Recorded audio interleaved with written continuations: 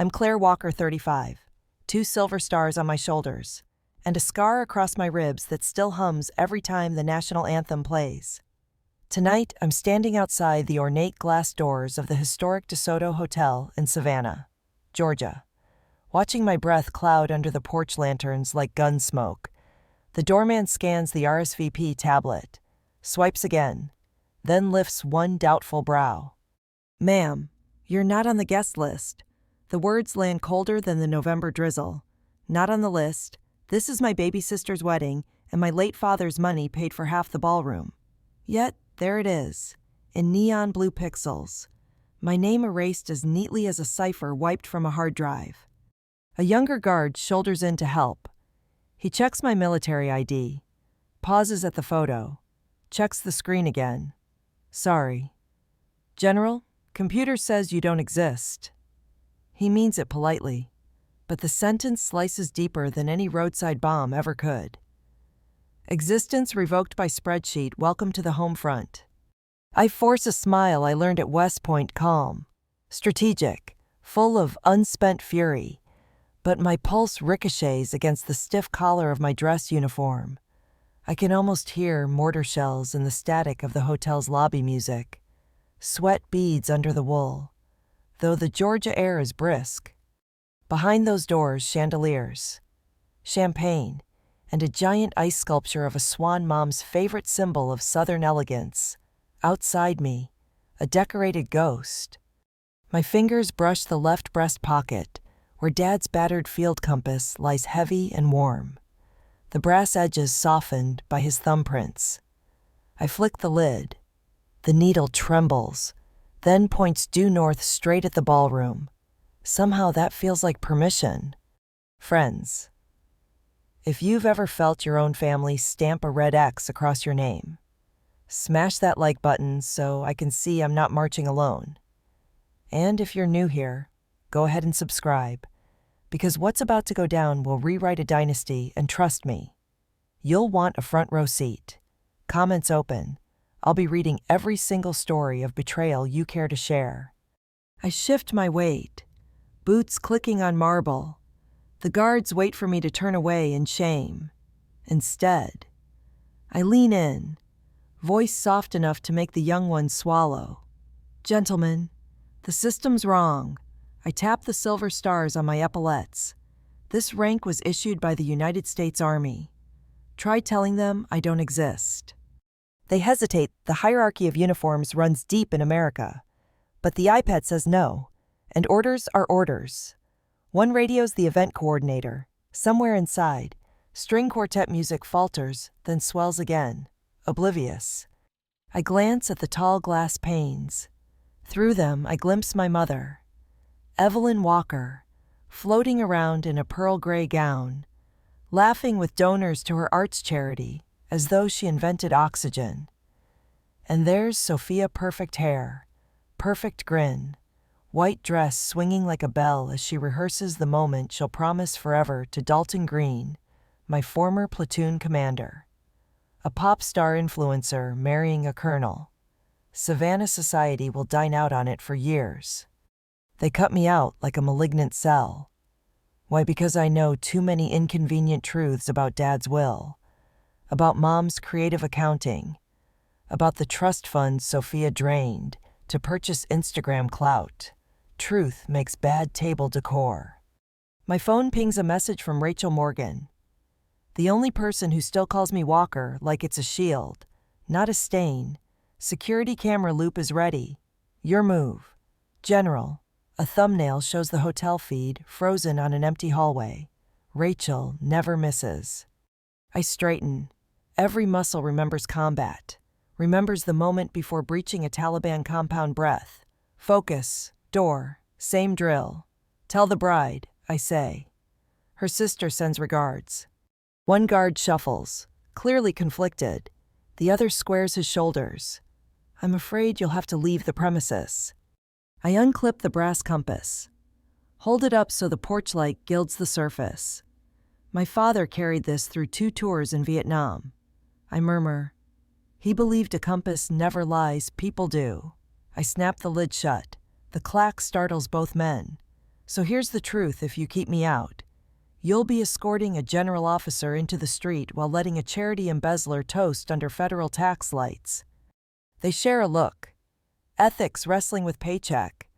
I can't blame them. This country worships the wealthy almost as hard as it salutes the uniform. The tension tastes like copper on my tongue. Inside, laughter bursts as the rehearsal dinner wraps up.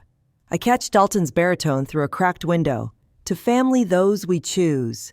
The irony almost folds me in half. He once dragged me bleeding across Afghan dust. Now he toasts to my absence.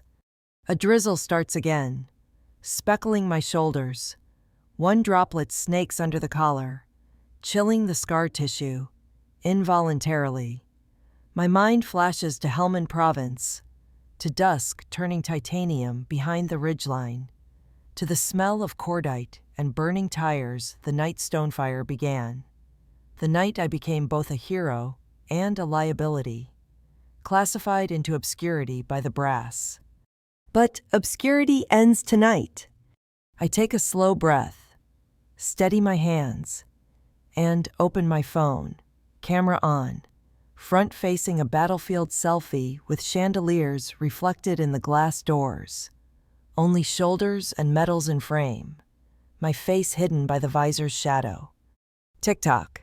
Meet the Lady General they tried to delete. My voice is low, the kind that carries across briefing tents. Watch closely 10 minutes from now. You'll see why erasing a soldier is harder than they think. 10 minutes. I end the recording. Hit upload. #who is the Lady General. Within seconds, hearts blink across the screen. First dozens, then hundreds. Retired vets, true crime junkies, college kids on insomnia scrolls. They flock to mystery faster than moths to porch lights. The algorithm loves a uniform. Pocketing the phone, I face the guards. Gentlemen, last chance, let me pass, or watch Savannah PD shut this place down for false imprisonment of a federal officer. It's a bluff. I outrank nobody outside active duty, but confidence is camouflage. The younger one steps back. The older nods stiffly. Keycard's the door, ma'am, he says, almost respectful. Warm air and string music wash over me. Scents of rosemary roast and overpriced peonies smack nostalgia right between the eyes. I walk in, boots echoing, conscience clear. Technically I've breached. Morally I've re-entered my own life. At the threshold of the grand foyer, I pause.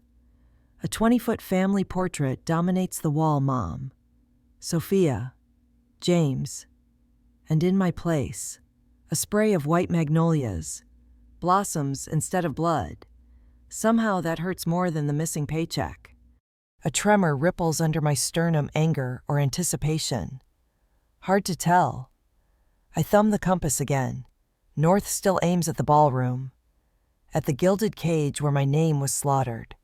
Dad's voice whispers from memory. North never changes. Kiddo, we do. My eyes focus on the double doors ahead. Beyond them, lights dim for the first rehearsal waltz. I force my breath silent. Like before breaching a doorway overseas. This time the bullets are rumors. And the casualties wear tuxes. Behind me, the lobby doors swing shut with a thud, sealing off any easy retreat.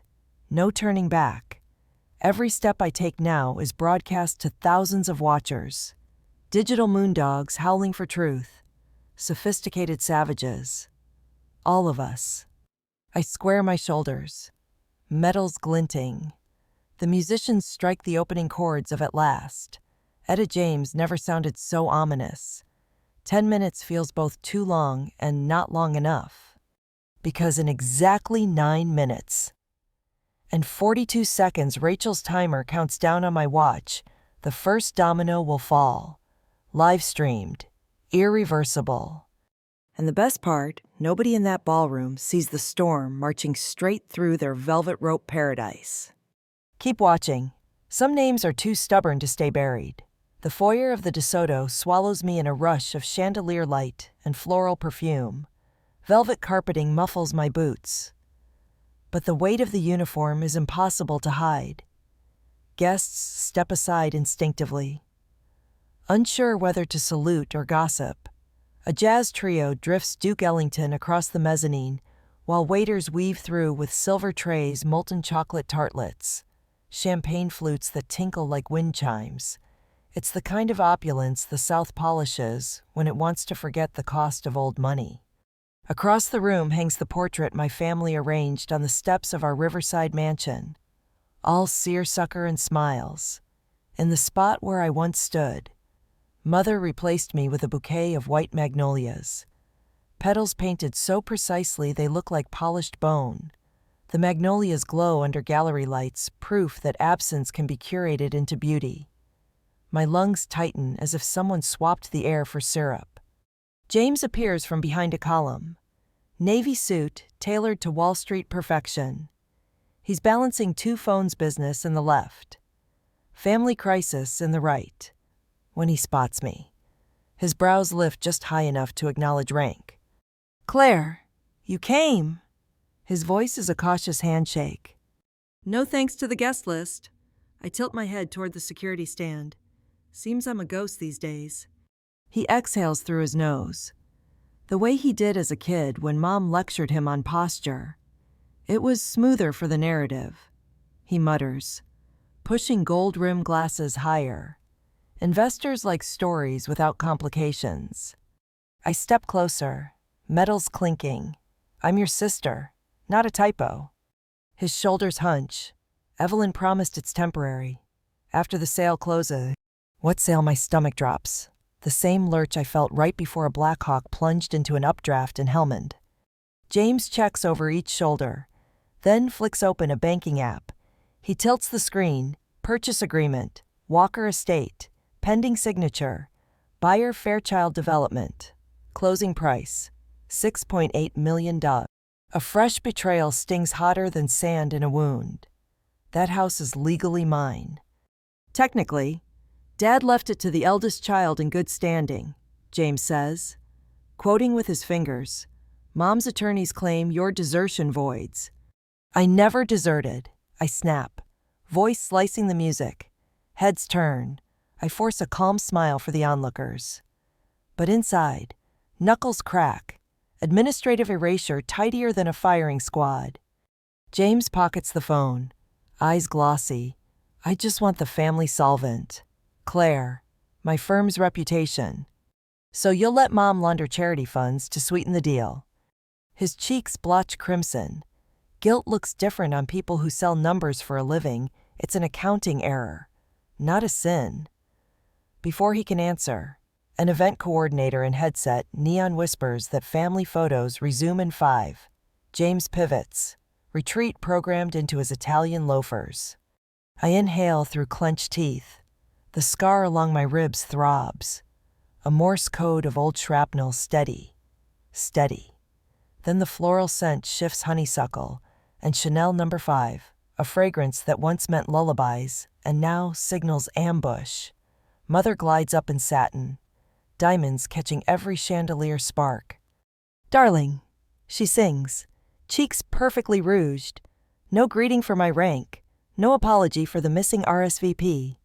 Just that frost-tipped smile Savannah socialites hand down like heirloom silver. Your presence is unexpected. Bless those unpredictable extraction flights, I say. She ignores the jab. We have a delicate guest list. Senators, patrons. Simplicity keeps donors generous. In other words, soldiers clutter the view. I'm protecting your sister's future, Evelyn corrects. Public image sustains architecture firms and charity galas. War medals. Complicate tone. I tilt the compass from my pocket. This medal saved 43 civilians in Sangin. Complications included. I flick it open. The needle quivers north again, right at her heart.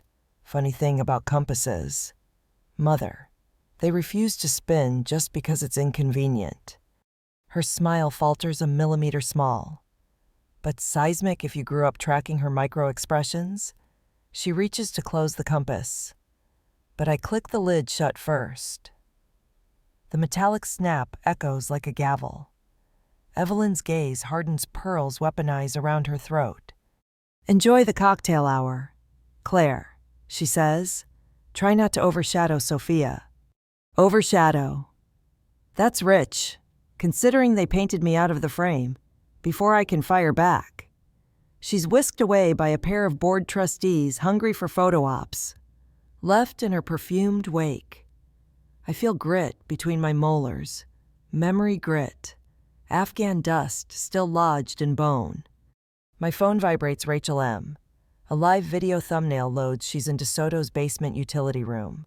Fluorescent buzz overhead. A grin sharp enough to cut steel. Loop's running, she whispers, behind her. Security monitors repeat the same empty corridor. 5-second delay. You're invisible on cameras for the next hour. Also, guess what I found in the county recorder's database? She flips her screen digitized deed. Highlighted clause stating transfer of the Walker estate requires signature from all living heirs. I breathe for the first time in 10 minutes. Good work, Marshall. Just warming up. Find me when you need the fireworks. She ends with a wink. Feed goes dark. I pocket the phone and scan the ballroom entrance. The Magnolia portrait looms. Silent accusation. 2 servers stroll by. Chatting about TikTok, who is the lady general, my teaser's already seeding curiosity like dandelion fluff in spring. The band segues into a genteel swing tune. Guests clap politely. Unaware the tempo will soon dogleg into chaos. I move toward the French doors that lead to the veranda, the only space with real air. Outside, river fog drapes the city in pewter. Ferry horns bellow downstream, low and lonesome. I lean against the balustrade, letting cool mist settle nerves, somewhere beyond the warehouses. Our old mansion hugs the shoreline, empty lamps glowing like guardian eyes. I remember racing Sophia across creaky mahogany floors, James hiding in library stacks. Back when Mother applauded muddy knees because childhood photographs looked relatable to voters. Footsteps crunch pea gravel. I turn to find Dalton Green, broad-shouldered, crisp dress blues. He stops a respectful arm's length away, jaw flexing. Claire. The name rusts in his mouth. Colonel, formal, because anything else might explode. He gestures to my stars. I heard you made Major General. I tried. I wanted to congratulate you. You had my number. The wind whips his cologne pine and gun oil. Dalton looks down, guilt drawing parentheses around tired eyes. Chain of command gagged me after Stonefire. You know how it is. Yeah, classified missions, gag orders, career ladders, not to mention a mother-in-law who writes checks to PACs. We share a silence filled with unsent letters. He clears his throat. Sophia asked if you'd stand beside her for the rehearsal photo. She misses you. A laugh bursts, raw and sore, misses me so much she wiped me from existence. That decision wasn't hers. No. Just like marrying into this PR circus wasn't yours. I say. His flinch is answer enough. I pity him, a good soldier redeployed into polite society's trenches, where casualties hide under linen napkins. Dalton's stare hardens. Whatever's brewing. Claire, don't do something you'll regret. Regret. I drag a fingertip across the compass rim. I regret plenty, mostly times I stayed silent. I push past him toward the ballroom doors. Behind me, he whispers my name, but the music swells, swallowing warning. Inside, the photographer corrals family onto a dais. Evelyn orchestrates poses like a 4-star director, positioning Sophia so her diamond ring catches every flash, spotting me. Mother stiffens, then plasters on a PR-approved grin. Perfect timing, she coos. Claire, you stand. She scans the group, locating a gap behind a potted palm lit poorly, practically off stage there. My muscles go parade rest. I refuse the spot with a subtle shake. I'll stand at Father's left, where the magnolias are. Gasps ripple. A second of frozen tableau. The photographer hesitates. Client versus composition. Evelyn's smile cracks. Sophia's eyes dart. Pleading. James rubs his temple. I walk to the dais, remove the magnolia bouquet, and hand it to a startled usher. Then I plant myself on the step, compass glinting against metals. Flash. The bulb blinds. Burns the image forever into digital archives. A living contradiction of Evelyn's revisionist history. When my vision clears, Mother's face is geological layers of politeness compressing into diamond rage. I lean toward her ear. Erase me once. Shame on you. Erase me twice. I tap the compass. We'll see. Across the room, waitstaff wheel in a towering croquembouche, caramel glistening like amber shrapnel. Guests drift toward dessert without sensing the fuse. The social engine hums on schedule, but tension twitches under every chandelier as whispers about the Lady General swirl. My watch buzzes 00:09:59, Rachel's countdown until the first leak of Stonefire goes public. I feel each second like a drumbeat in my sternum. Someone strikes a champagne flute with a forked time for toasts. Evelyn lifts her glass, diamond bracelet ringing. To family, she announces, voice syrupy enough to drown a skeptic. To the ties that bind and never break. I raise my own flute, filled not with champagne but water, clear and unflinching, and to the truths that never bend, I add, loudly enough for microphones. Heads swivel, murmurs cascade like dominoes. Cameras from local news swivel in curiosity. Evelyn's pupils narrow to gun slits. 9, 8, 7. The room feels smaller. Oxygen thinner. My palms tingle, not from fear, but voltage justice readying to arc. Outside the tall windows, lightning veins the night, illuminating the river and far beyond. The mansion they plan to steal.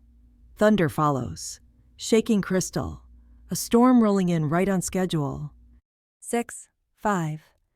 Evelyn steps toward me, velvet smile gone. What have you done? Held a mirror. I whisper. 4, 3. Audience silence curdles into dread. Somewhere a child whimpers, a waiter trips, glass shattering. 2. The ballroom lights flicker. Screens around the room set up for tomorrow's wedding montage blink to black. 1. The first frame of Operation Stonefire appears. Night vision green cutting through darkness, soldiers pinned down. A silhouette dragging wounded men to cover stars glinting on her collar. And in that breathless heartbeat, before anyone can process hero from scandal, the power surges. Audio primed to thunder. Stay tuned, because the fallout you're about to witness makes friendly fire look merciful. A single frame from Stonefire hovers on every screen night vision green. Tracer lines slashing the dark, then vanishes. The ballroom's lights flare back to full power, as if nothing happened. Somewhere behind the drapery, a surge protector clicks. I can almost smell scorched plastic. Guests blink, half thinking they imagined it. Evelyn reacts first. She sweeps to the AV booth, pearls rattling like tiny sabers. Technical hiccup. She tells the crowd, her voice amplified through the house PA. Savannah humidity plays havoc with wiring. Please enjoy the croquembouche. Laughter, politely thin, ripples across linen-draped tables. But the seed is planted. What did we just see? Rumor germinates faster than mold on river docks. Phones appear, thumbs fly. My pulse pounds in ears already ringing from phantom gunfire. The projector glare still ghosts my retinas. For a breath, I'm back in Helmand. Sand whipping, rotor wash stinging my face. I steady myself on a marble column, feeling its cool veining ground me. Dalton approaches, jaw flinty. Was that classified footage? Claire, he hisses. Voice pitched for my ears alone. You'll bury your career if you leak it. Better mind than conscience, I answer, My fingers worry Dad's compass, brass warm from adrenaline. The needle trembles, catching the room's magnetic chaos. Across the parquet, Sophia glides up a dais for her toast rehearsal, white rehearsal gown, shimmering like sugar icing under chandeliers. She lifts the mic, but before she speaks, Evelyn appears beside her and whispers something. A beat later, Sophia's smile dims to mourning dove gray. She clears her throat. Friends, family, tonight is about love conquering adversity, but sometimes unresolved pain tries to steal the spotlight. Her eyes lock onto mine, pleading, accusing. I can't read the signal through so many camera flashes. Please respect our wish to keep private matters private. Polite applause, laced with confusion. I feel heat crawl up my neck. That was Evelyn speaking through Sophia. Ventriloquism disguised as filial duty. James materializes with a Manhattan in hand. Damage control, he murmurs. Mom's ordering extra security. She claims the clip's a deepfake. Says you're experiencing combat stress. My laugh tastes like copper, so now I'm hallucinating war footage. Perception is 9/10 of market value, James says. Corporate zen dripping from every syllable. He sips. Look, Claire, there's still time to step back. Let the estate sale finish. We'll settle you a trust. A trust for deleting me. I take one deliberate step closer.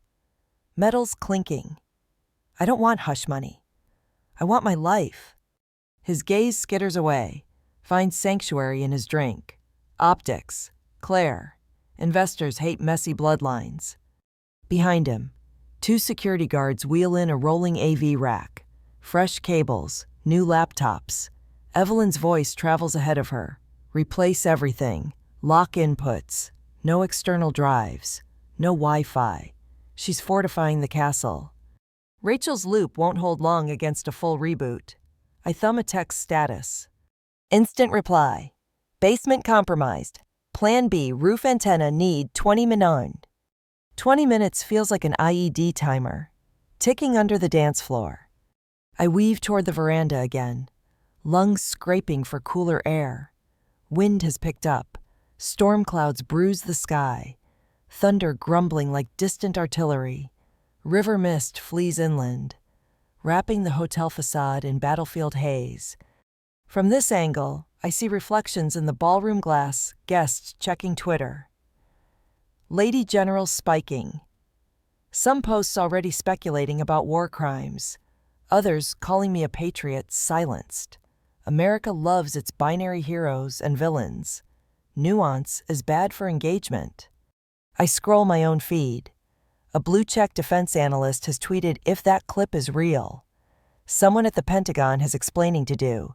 10,000 retweets in 8 minutes.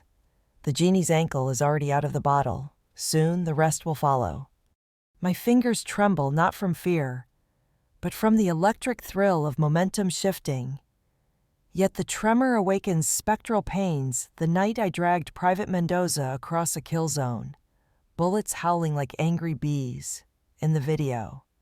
That moment is seconds away. Once the world sees it, no PR machine can bury me again. Footsteps rustle the veranda gravel. Sophia appears, hugging her elbows against wind. Up close, I see stress fractures in her mascara foundation. Why are you doing this? She pleads. We were happy to integrate you later after the wedding noise died down. Integrate like a plug-in. She flinches. Mom said your clearance issues would scare Dalton's sponsors, the AR tech company backing his post-mill startup. She's protecting all of us. By rewriting the family tree, the edge in my voice slices cold air. Lightning forks the river, revealing tears on Sophia's cheeks. You don't understand the pressure she's under. The charity, the investors. Spare me. I tap the compass against my chest. Pressure is watching men bleed while you radio for medevac that never comes. Pressure is telling a kid's mother why he's in a flag-draped box. Sophia's lip quivers. I know you saved people. Claire, I've read classified blurbs. Then stop letting them call me a deserter. She shakes her head. I signed the press release because they told me. Wait, I grip her wrist. You signed something. Sophia swallows. Mom's lawyers needed a statement from a close relative confirming you refused treatment for PTSD, that you disappeared into destabilized regions. A chill colder than the storm front slides down my spine. That affidavit could validate the desertion narrative in federal systems mortgages, benefits, land deeds, administrative erasure, complete. Sophia whispers, I thought they were helping you get honorable discharge care. I swear.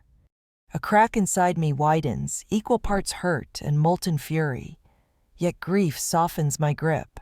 She's as manipulated as I was. If you want redemption, I say, start telling the truth tonight. Before she can answer, phones across the veranda ping in unison news alert. I glance at the banner headline, Fairchild Development files emergency lien against Walker Estate. Closing moved to 9 a.m. tomorrow. They're accelerating the sale. By dawn, my house becomes corporate inventory, and I become a trespasser on my own porch. Rachel texts again, antenna live in 12. Upload pipeline green. I pocket the phone. Look at Sophia. Tomorrow morning they steal Dad's legacy. Tonight, I steal back the narrative. Inside, a string of shrill feedback bursts from the speakers, new AV gear, glitching as texts scramble. Evelyn's shriek cuts through, where is the IT director I hired? Dalton strides into the chaos, trying to herd staff. Guests cluster near exits. Unsure if the event's imploding or merely delayed, the social temperature drops 10 degrees. I step toward the doors, compass tapping rhythmic against metal's battle drum muted by brass. Sophia snatches my sleeve. If you do this, Mom might go to prison. Justice isn't a buffet. Soph, you don't get to pick only the guilt-free bites. She releases me, tears shining. Then promise you'll still be my sister when the dust settles. I was never anything else, I say, though the words ache like shrapnel under skin. I re-enter the ballroom. The new projectors cycle test patterns color bars. Then corporate logos awaiting tomorrow's slideshow. The air hums with static, tension, and the sour scent of burnt circuitry. Evelyn stands center stage, headset crackling, issuing orders like a 4-star admiral steering the Titanic. She spots me and points. Escort General Walker to the hospitality suite. Now. 2 burly security contractors advance. Their earpieces glow red under chandeliers. I square my shoulders. Gentlemen, you sure you want tonight's viral headline to be War Hero Manhandled at Charity Gala? They hesitate. Public relations kryptonite. Evelyn storms closer. This is private property. Disobey. And I charge trespass. I lower my voice to smoke. You forge one more document. Mother? And I charge espionage. Stonefire's chain of custody implicates anyone suppressing it. For the first time all evening, her poise flickers. Around us. Cell phone screens halo guests' faces. Lady General trending top 5 nationwide. Public opinion. That fickle judge is assembling a jury before dessert is plated. Rachel's final text buzzes video ready. Your call. I glide a finger along the compass lid, Dad's initials worn nearly smooth. North is still north, despite storms and rewrites. Turning to the contractors, I lift both hands, not surrender, but showmanship, and speak loud enough for every mic in the room. I'll go to your suite. Mother, but walk me there yourself. Bring the photographer. She blinks. Why would I? Because if you're writing history, you'll want proof you escorted the daughter you disowned. Murmurs ripple. Cameras rise like prairie grass in wind. Evelyn's PR instincts override fury. She straightens, fixes a senator-worthy grin, and links her arm through mine. Flashbulbs ignite. To onlookers, we are reconciliation painted in real time. But as we step off the dais, I lean into her perfect posture and whisper, smile nice. In 6 minutes, America sees who you really are.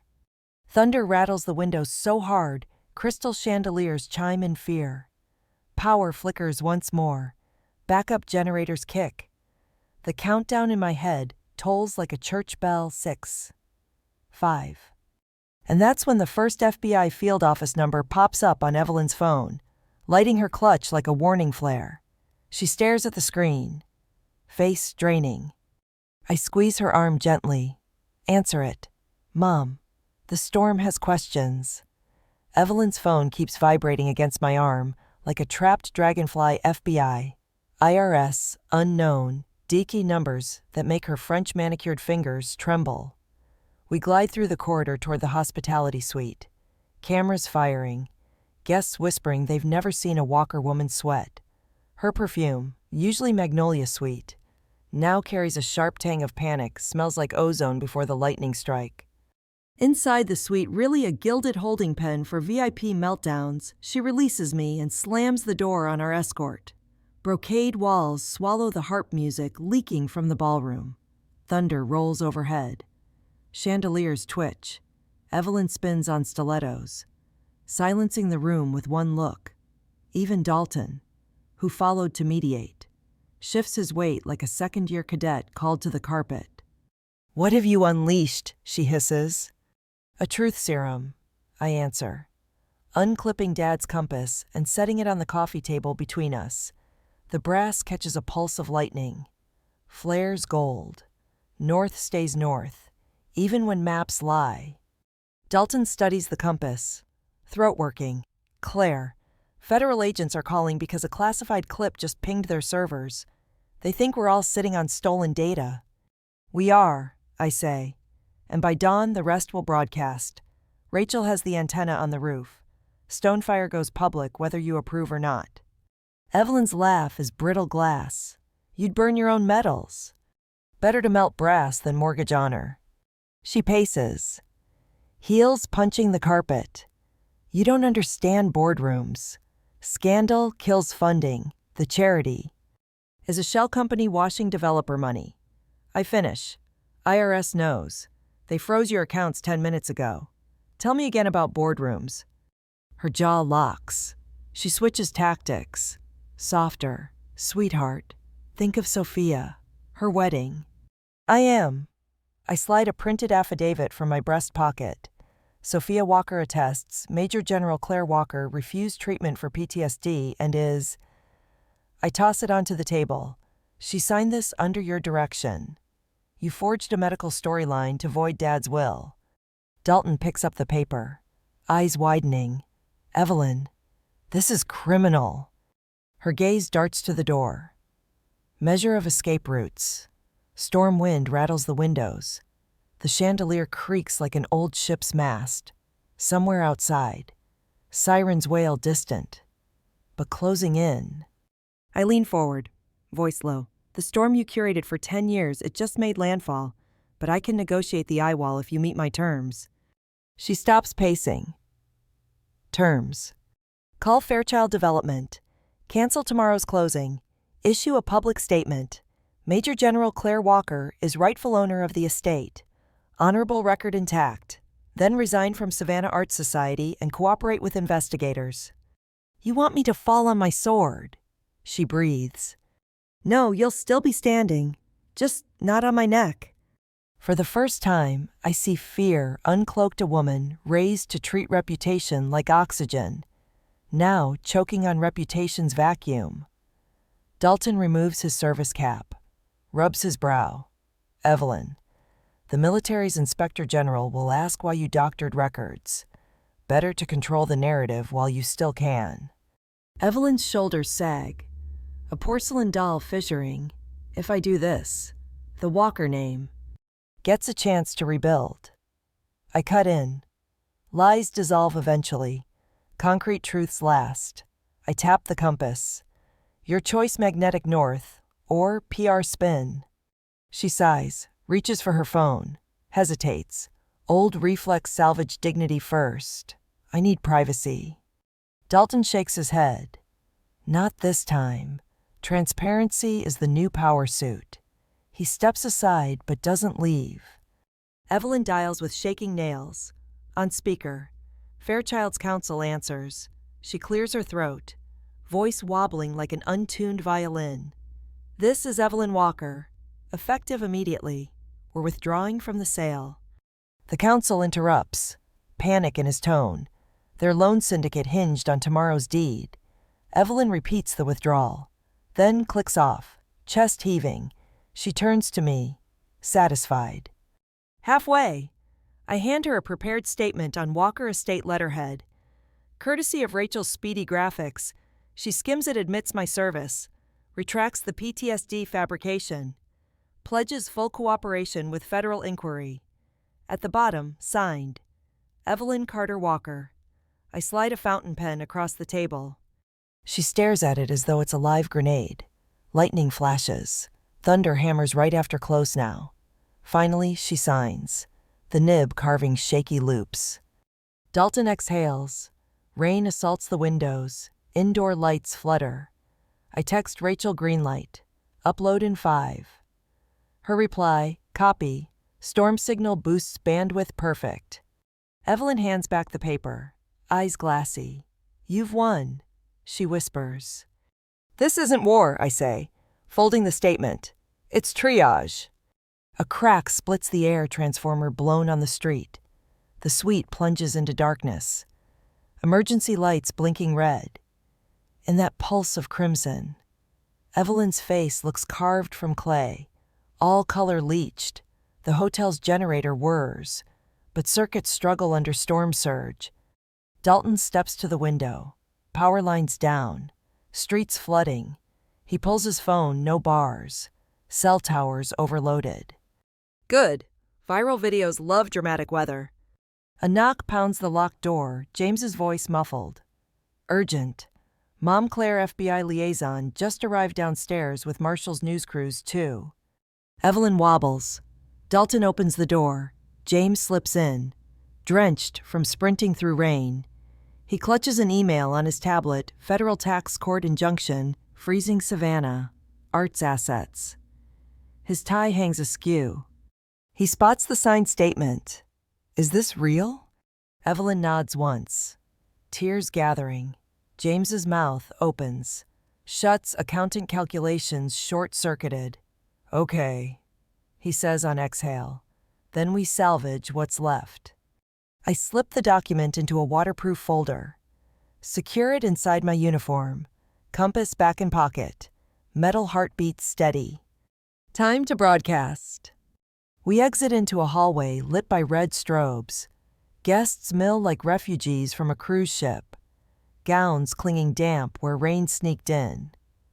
Lady General glows on their screens even without signal content buffered. Ready to detonate. At the lobby stairwell, Rachel waits. Ponytail soaked, tablet under her arm like a riot shield. Roof feed is hot. Stonefire auto drops to every major outlet at 11 Howard. She checks watch 10:57. 3 minutes. General. Dalton falls into step beside me. If command court-martials you, I testify. Appreciated, I say. Pulse calm for the first time in a decade. The path ahead is messy, but at least it's real. We reach the mezzanine balcony overlooking the ballroom. Below, a hush spreads as people notice our procession, me in uniform. Rachel in martial black. Evelyn pale but upright. James gripping a briefcase. Dalton flanking like honor guard. The once opulent space now looks like a stage set struck by weather and truth. I tap a wineglass with my compass clear ring, cutting chatter. Spotlight snaps on, triggered by some dutiful tech still clinging to program order. Faces tilt upward, white with anticipation. I raise the signed statement. Ladies and gentlemen, a correction. My voice carries in generator-hummed silence. Reports of my desertion were exaggerated by those who feared what honesty would cost. That ends tonight. Murmurs swell press. Donors, distant relatives. I glance at Rachel. She nods. Thumb poised over her tablet, 2 minutes. I continue. My mother, Evelyn Walker, has retracted all prior statements and relinquished control of the Walker estate, pending federal review. Effective immediately. The sale to Fairchild Development is void. Gasps. Camera shutters. The rustle of checkbooks slamming shut. Evelyn steps forward like a queen abdicating. Voice faint through the PA. I confirm. I let silence swallow her words. Let everyone taste the fall of old money. 1 minute? Somewhere in the crowd, Sophia sobs. Veil clutched like a lifeline. James moves to comfort her. The briefcase evidence still chained to his wrist. Good. I address the room. Truth is a compass. Ignore it, and storms will remind you where north stands. I lift Dad's compass. The house lights catch its face, casting a starburst onto ceiling frescoes. 30 seconds. Sirens screech to a halt outside. Federal agents in windbreakers appear at lobby doors. Reporters elbow for vantage. Lightning backlights the stained glass skylight, painting everyone in war-zone silhouettes. 10 seconds. Rachel's lips shape ready. I nod. 5, 4, 3. A deafening boom, louder than thunder, shakes the building. Chandeliers sway. Plaster dust rains down. The marble floor bucks underfoot. People scream. Duck. Lights extinguish for good. For a split second, the world is ink black except the compass in my hand. Its radium dial glowing ghost green. When emergency lights stutter on, a jagged crack spiderwebs across the ballroom ceiling, centuries-old plaster giving way. Guests sprint for exits, cameras swinging wildly. Agents shove through, amid the chaos. Rachel's voice in my ear. Upload complete. But we've got a new problem, the ceiling's coming down. A fist-sized chunk of cornice crashes inches from Evelyn's feet. She shrieks. Sophia clings to James. Sprinklers burst overhead. Cold water needles my scalp, fizzing on hot stage lights. I pocket the compass, shout to Dalton. Evacuate civilians, use west stairwell. He snaps into officer mode, barking orders. Marshals herd guests. But I freeze, gaze locked on a widening fissure above the dais, right where Dad's compass reflection still dances. Plaster shifts with a moan like wounded earth. My gut twists. I know that sound. It's the brittle pause before collapse. Combat math flashes mass, trajectory, bodies below. Sophia stands directly under the danger zone, veil plastered to her cheeks by sprinkler spray. I break into a sprint, boots splashing through puddles, thunder of debris overhead, and the ceiling gives way. Plaster explodes overhead like a white grenade. Instinct trumps thought. I dive, wrap an arm around Sophia's waist, and roll. A slab of ceiling punches the parquet where she was standing, splintering into chalky shrapnel. My ribs bark. Her veil tangles in my metals. Sprinklers hiss cold rain that turns dust to paste. The ballroom erupts screams, champagne flutes shattering, tux-clad donors crawling through puddles like rookies under live fire. Smoke alarms howl. My throat fills with gypsum grit, the taste of desert sandstorms reborn in crystal chandeliers. Move, I bark, voice hoarse but commanding. Dalton's already dragging an elderly senator clear of a toppled table. Rachel vaults a banister, flashlights slashing arcs through the haze.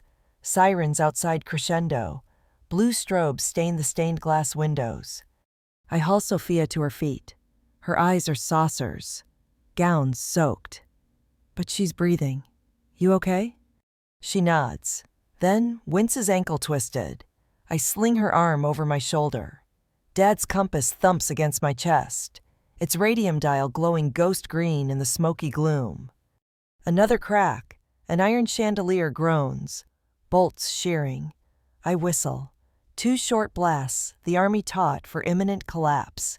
Guests freeze, then stampede toward the west stairwell. Dalton cleared. The chandelier crashes behind them, sparks skittering across water like fireflies. Evelyn stands stunned beneath the mezzanine, mascara streaked. I grab her wrist on the way past. North stairwell now. She resists a heartbeat, pride dueling self-preservation, then stumbles along. Outside. Rain batters the covered porte-cochere. FBI jackets flash under sodium lights. Marshals unfurling caution tape. One agent steers evacuees toward waiting ambulances while local news crews film. Lenses fogging. I prop Sophia against a concrete pillar, then turn to help the medics triage. My brain subdivides the chaos breathing checks, bleeding checks, shock blankets. Years of battlefield aid click back into gear. A deputy hands me a radio. Ma'am. Structural engineers say more collapse likely. We need head counts. General Walker. An FBI liaison calls. Jog walking over. Rain beads on his clipboard. Stonefire footage is authenticated. Pentagon scrambling a press statement. Your heroics are trending worldwide. I almost laugh in the background. Giant monitors on media vans loop the night vision clip, me dragging Private Mendoza. Muzzle flashes painting fear neon. 10 years suppressed, now prime time. But victory tastes ash bitter. I scan the evacuees, dozens hurt. One server unconscious. Debris did what bullets overseas couldn't. Was this just rot and storm or sabotage? My gut whispers. Fairchild cut corners to push the sail. Rachel materializes, soaked to the marrow. Roof beam looks deliberately weakened, fresh tool marks. I snagged photos before firefight with gravity. Send them to the FBI. I say. She nods, thumbs blazing over her phone. A paramedic gestures. Sophia's ankle is swelling purple beneath the gown. I kneel, splint it with a folded program and gauze, hands steady despite tremors in my spine. She grips my sleeve. You saved me twice tonight, she says, voice quavering. Family does that, I answer, though the word feels newly forged, still cooling.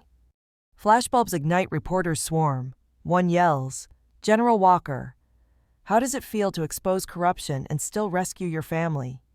I square my shoulders, water coursing off epaulets.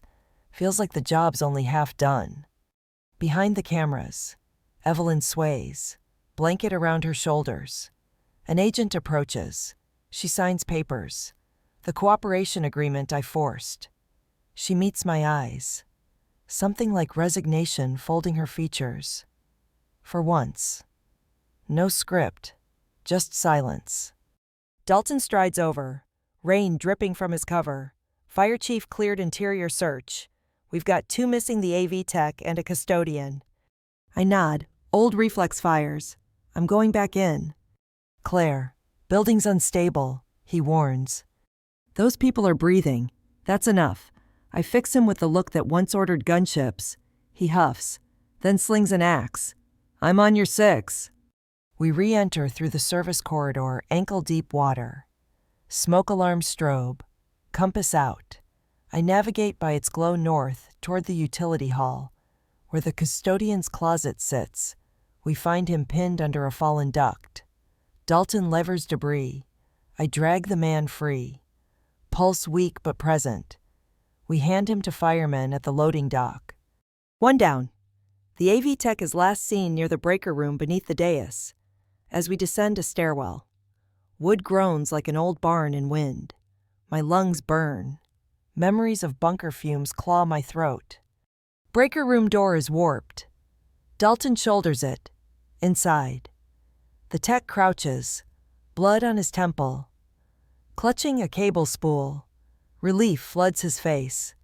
We guide him out. But halfway up the stairs, a support column pops sound of a giant knuckle cracking. Floor shivers. Go. I shove Dalton and the tech upward. Plaster snowfalls, timbers snap. A mass of ceiling surrenders, plunging toward us. I dive, arms over my head, compass trapped between sternum and tile. Impact steals breath, the world booms, then stills. When I open my eyes, I'm under a lean-to of shattered joists. Dalton's hand yanks me through a gap, Seconds before the rest crushes where I lay. We stumble onto the dock, coughing, hearts jackhammering. Outside. Applause erupts guests, agents, medics clapping in raw gratitude. Feels surreal. Like returning from a mission to cheers instead of blackout silence. Fire chief signals all clear. I sag against the ambulance bumper, rain washing dust off my face. Dad's compass lies warm in my palm. Needle steady despite the building's death rattle. Symbol intact. Then a black SUV noses past the barricade. Out steps a 2-star Pentagon envoy in dress coat. Expression carved from granite. Major General Walker. He calls over wind. By authority of the Department of Defense. You're to accompany us regarding unauthorized release of classified material. Gasps ripple. Reporters pivot. Sophia cries out. You can't! She just saved! The envoy raises a placating hand. You are not under arrest, ma'am, yet. But an Article 32 investigation is mandatory. Please surrender your sidearm and device.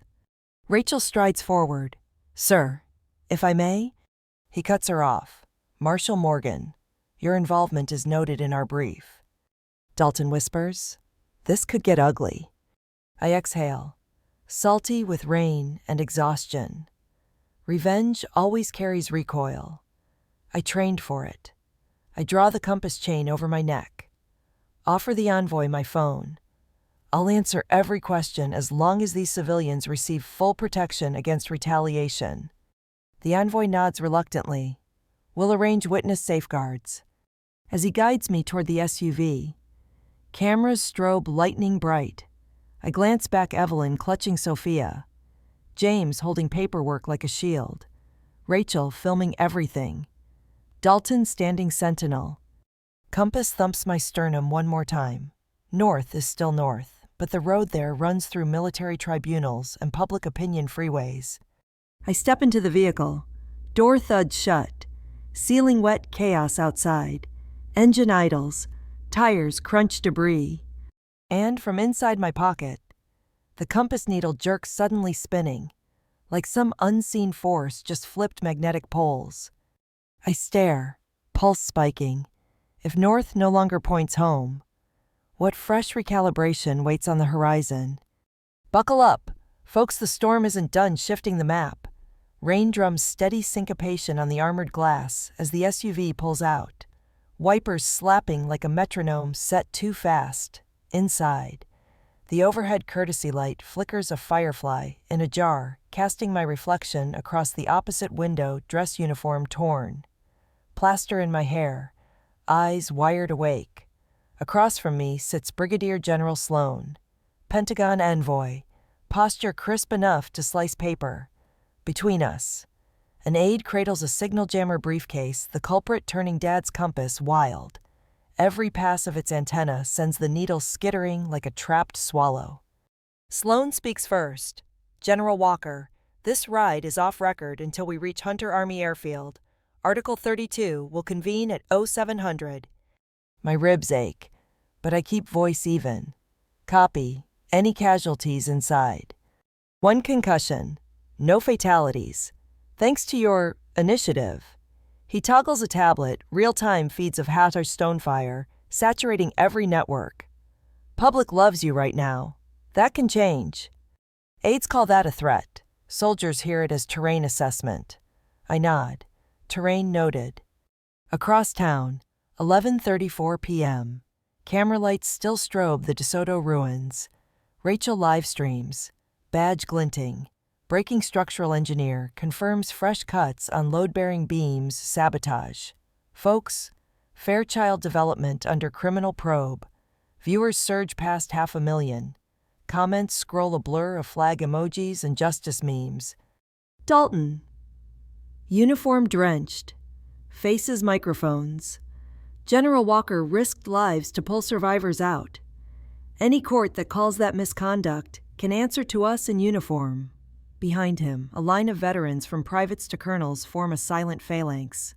Sophia, ankle bandaged, addresses a second camera, voice trembling but clear.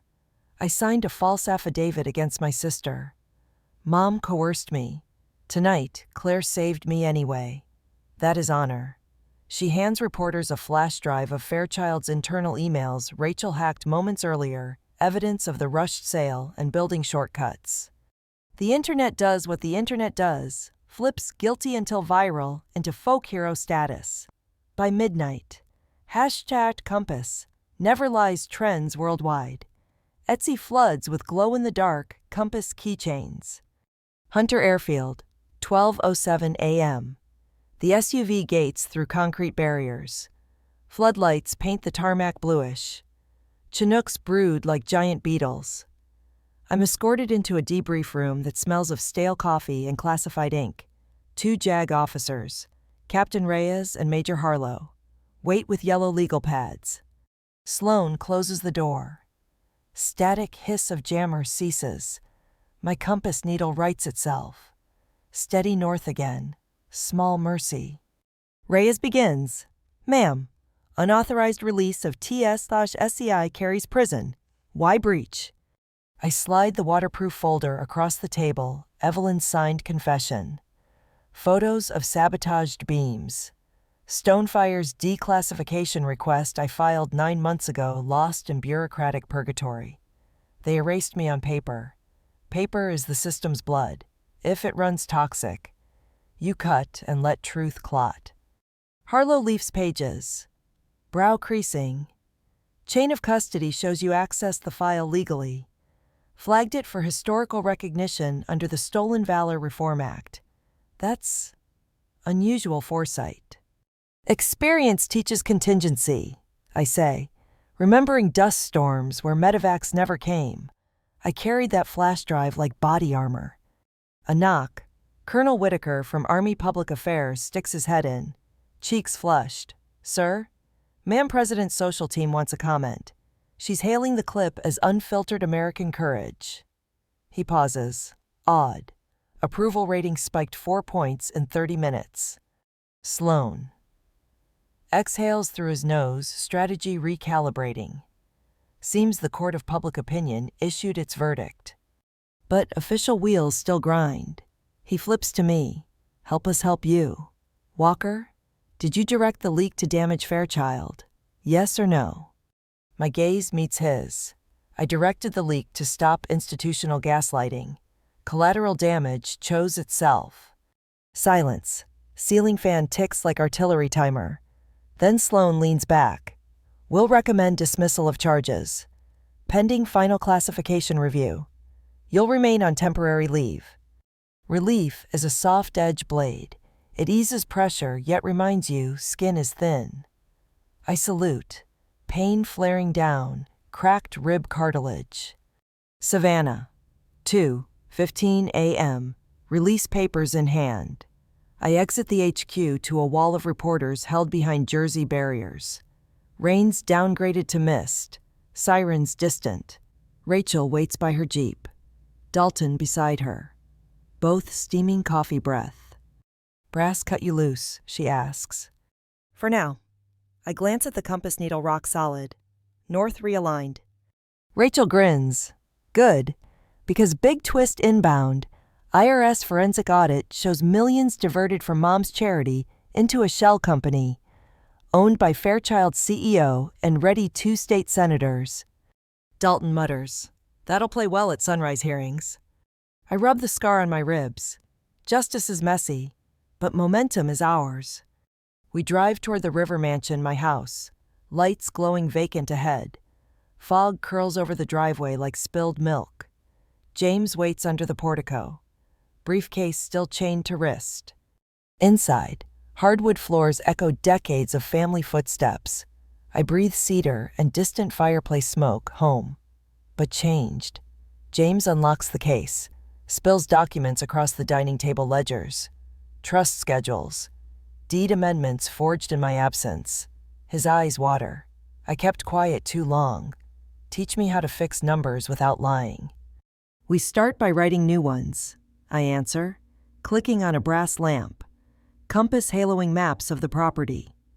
We mark repairs, veteran housing proposals, art therapy studios, Sophia sketches between painkiller yawns. A sudden knock at the veranda doors. Evelyn enters, unguarded, hair plastered, eyes raw. She raises trembling hands. I turned myself in. Full testimony at 0900. No pearls. No stilettos, just a mother shaped by storm surge. James drafts a public ledger transparency site. And Evelyn. She stands by the Riverview window, watching first light paint water gold, tears carving clean tracks through plaster dust on her cheeks. I step beside her. North's that way, I say, pointing inland unexpected direction. She closes her eyes, nods. Then we walk. But viewers, the compass may be steady. Yet the battlefield shifts. In 3 hours, Capitol Hill will open hearings, and Fairchild's lawyers will throw everything at us. If their shell corporations collapse, thousands of jobs, pensions, political careers teeter. Savannah's old money doesn't drown quietly. I turn to Rachel's lens, voice low but ringing. Stay tuned, because when power runs scared, it claws. And I've learned you can't hold a compass and a shield. At the same time, sometimes you choose. Behind me, thunder rumbles distant again, as if round 2 loads in the chamber. Strap in. Folks, the storm's eye just passed, and the backside wind is always worse. A gavel cracks, and the echo ricochets across marbled walls older than the zip code system. I'm seated at the witness table in room 2154 of the Rayburn House office building, live streamed to 3 cable networks, and, if Rachel's numbers are right, nearly 2 million online viewers. My uniform jacket hangs over the chair back. The scar tug of a fresh rib brace makes a starched blouse feel like armor. Dad's compass rests beside my water glass, needle steady in the static hum of DC electronics. Representative Knowles adjusts her bifocals. General Walker, before we adjourn, what single reform would prevent another Stonefire cover-up? I breathe in, recycled air, tinged with copier toner. Show, don't tell, ma'am. Require that combat footage older than 5 years be presumptively declassified unless a sitting judge extends the seal. Truth has an expiration date. Valor doesn't.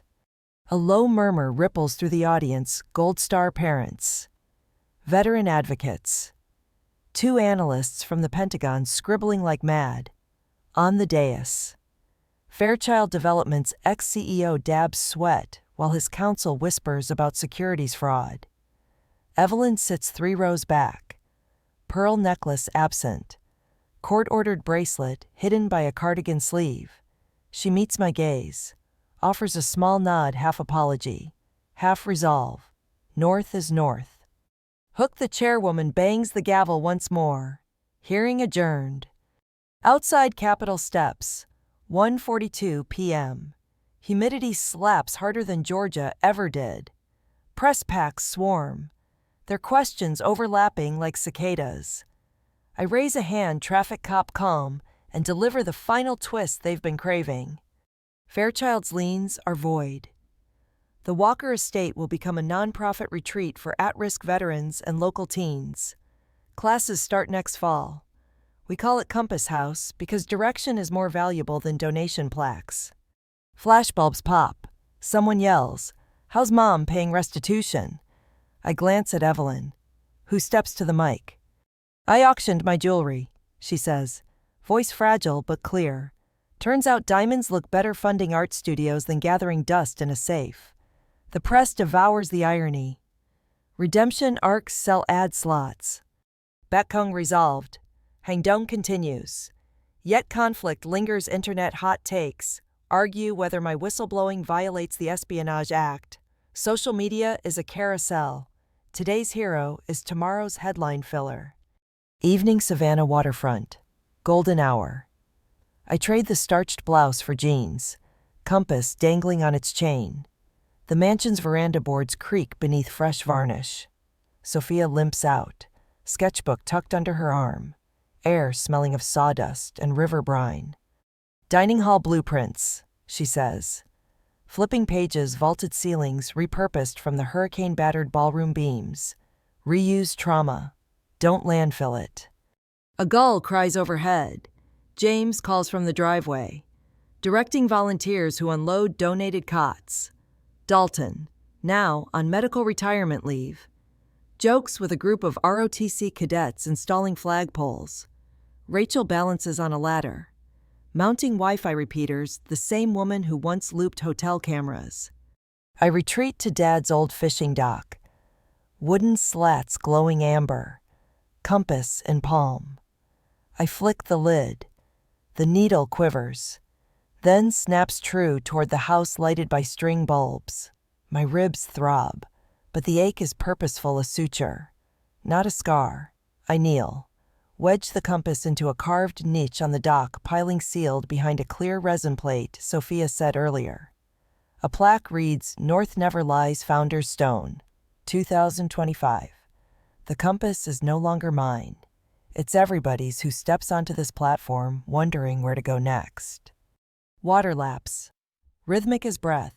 PTSD flashbacks still hover. But quieter each day, I teach CPR to teens who thought TikTok likes equaled identity. The Elaban of my life keeps them oriented. I exposed a dynasty, but gained a coalition vets, artists, bankers turned truthers. The takeaway system's corrupt where accountability hides. Sunlight and storms share the same brightness if you stand in the open. Sungdot Sahoy in America. Money writes laws in pencil, but reputation now erases with digital ink. The dream isn't homeownership or hashtags. It's a seat at the table where documents are drafted. And if that seat is denied, build a new table live-streamed so the erasers are visible. A motorboat hums upriver postal courier. The driver tosses a small package onto the dock. Nods, speeds off. I slit the tape. Inside a velvet pouch, holding the compass's twin. Edges worn, initials CW. But these belong to Captain Carla Washington, the helicopter pilot whose crew I shielded in Stonefire. A note reads, Found mine. Figured you'd give it direction. See you at Compass House dedication. I laugh, throat tight. The story circles new ally, new mission, 2 compasses, parallel needles, ready to cross-train next-generation heroes. I turn to camera. Rachel's already streaming. Sunset backlights me like a sepia battlefield halo. Folks, we've reached the end of this saga, but not the end of its ripples. Drop in the comments your own North, the principle that keeps you upright when power tilts the map. If this series hit home, smash that like so, sponsors fund the vocational wing, and subscribe because next month we're tracking the Senate bill sparked by today's hearing. Behind me, volunteers raise the first truss of Compass House. Nails ring like distant salute volleys. Steady and sure. My phone buzzes a text from an unknown DC number. Fairchild plea deal rejected. Trial date set. Subpoena incoming. Next storm cell on the radar. I pocket the phone. Watch the compass and resin reflect rising stars. My voice drops to a promise. Stay tuned, family. The compass is fixed, but the journey that's ours to chart, mile by mile.